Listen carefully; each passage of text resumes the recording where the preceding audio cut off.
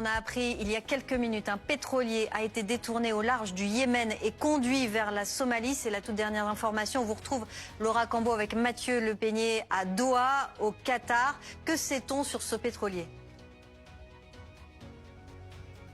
Eh bien, écoutez, selon des informations données par les gardes-côtes yéménites, il y a des hommes, je cite, non identifiés et armés qui auraient pris le contrôle d'un pétrolier et qui l'auraient conduit vers la Somalie. La situation reste très floue, mais pourquoi il faut surveiller cet incident ? Eh bien, parce qu'au Yémen, il y a les rebelles Houthis et ce sont en fait des alliés, des partenaires chiites très proches de Téhéran, les gardiens de la révolution qui leur fournissent beaucoup d'armes.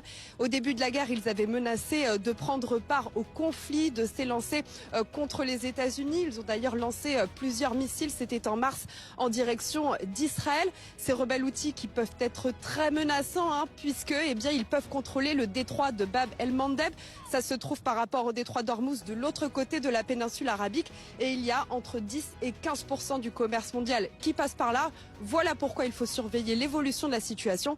Mais on ne sait pas aujourd'hui, actuellement, si c'est lié à la guerre entre l'Iran et les États-Unis, où le cessez-le-feu est toujours en cours, je le rappelle, ou bien à un acte de piraterie.